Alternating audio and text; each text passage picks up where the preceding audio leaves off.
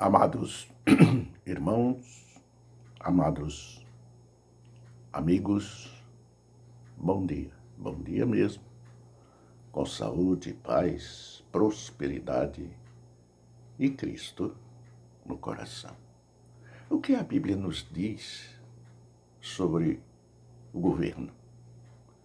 O que Jesus falou sobre a política? O que a Bíblia fala de um governo corrupto? É muito importante que nós conheçamos, saibamos, para que nós não venhamos a fazer a coisa errada, porque a guia, ou melhor, o nosso guia, a nossa bússola, o nosso astrolábio, é a Bíblia Sagrada. O cristão tem que viver dentro dos seus estatutos, dos seus mandamentos. Para isso nós somos seguidores de Cristo. E o inimigo de Deus, ele age como um leão que ruge, ou um urso feroz. A Bíblia compara o urso feroz e o leão, não é? Com o ímpio, aquele que persegue o povo de Deus. Porque esse povo, quando governante, está em Provérbios 28:15, que diz: este é um grande provérbio, porque é o que sente quando os governantes perversos estão governando a terra. E parece ser o que está acontecendo aqui em nosso país. Nós temos exemplos de outros países que se envolveram com essa ideologia e como eles se encontram hoje em nossos dias. Infelizmente, a corrupção atingiu níveis tão altos que afundou a nossa nação em uma das maiores crises econômicas de todos os tempos. Mas o que a Bíblia diz e o que a Bíblia tem a nos dizer sobre uma nação corrupta? É triste. É triste, meus irmãos. Lembro de um depoimento que deu um venezuelano, que ele votou, lutou para um líder de ideologia comunista assumir o seu governo, o governo da sua pátria, da sua terra, e aconteceu. E nos nossos dias nós estamos vendo ele dando esse testemunho, que jamais pensou que os seus filhos, os seus netos viriam a comer do lixo. Em Provérbio, Deus nos desperta. Provérbio 29:2. Quando os justos florescem, o povo se alegra. Quando os ímpios governam, o povo geme. Eu não entendo como é que um versículo como esse, um grupo de, entre aspas, cristãos, foram prestar homenagem àquele que já tem muitos projetos de perseguição, de fechamentos de igreja, de tudo que é contra o cristianismo, de tudo que é contra a liberdade, né? Então é preciso que nós saibamos, são dois caminhos, meus irmãos, são dois caminhos. Um que nós conhecemos a sua história por 16 anos, né? Onde um testemunho de um juiz da Suprema Corte de Justiça do nosso país deu dele, que em 16 anos de político, 513 deputados, apenas 512 estavam envolvidos desses trambiques todos, e apenas um, não estava envolvido. E o nome dele, e o juiz, que também se diz comunista, disse: Jair Messias Bolsonaro. E o outro nós conhecemos, mas ele é protegido. Ele é protegido porque ele deixava todo mundo roubar. Todo mundo roubar. Todo mundo está envolvido em alguma coisa que ele poderia ter evitado.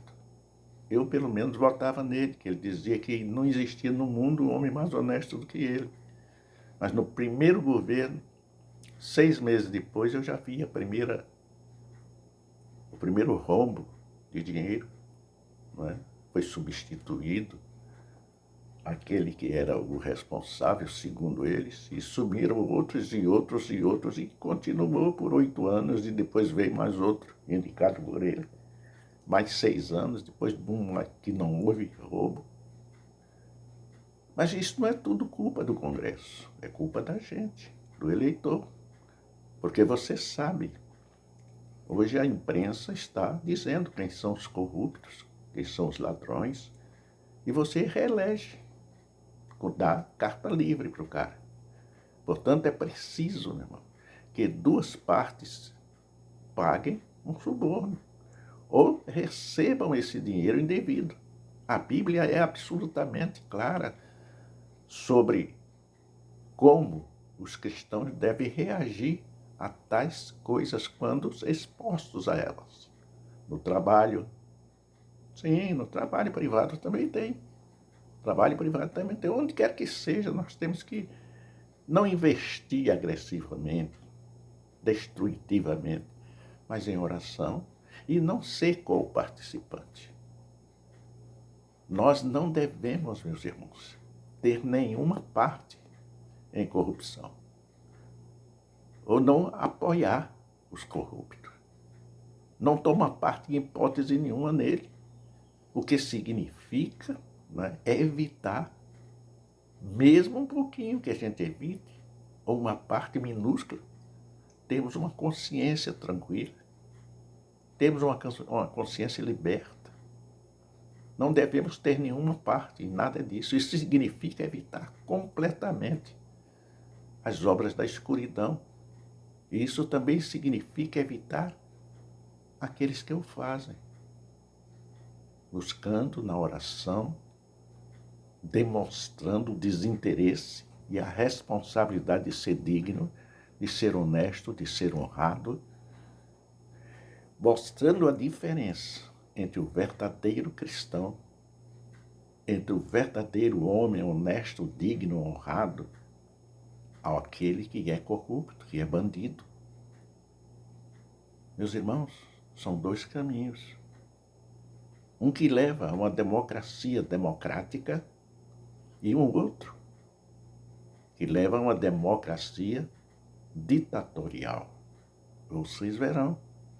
Porque se você realmente der esse direito, você está dando um passaporte livre.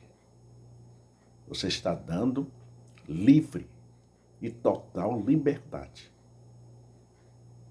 para que continue aquilo que antes também nos enganou, falando em honestidade, em dignidade e honra, e isto nunca existiu para ele. Você foi enganado porque lhe chama a atenção quantas obras, quantos anos passaram no poder, quantas obras concluíram no nosso país. Nenhuma.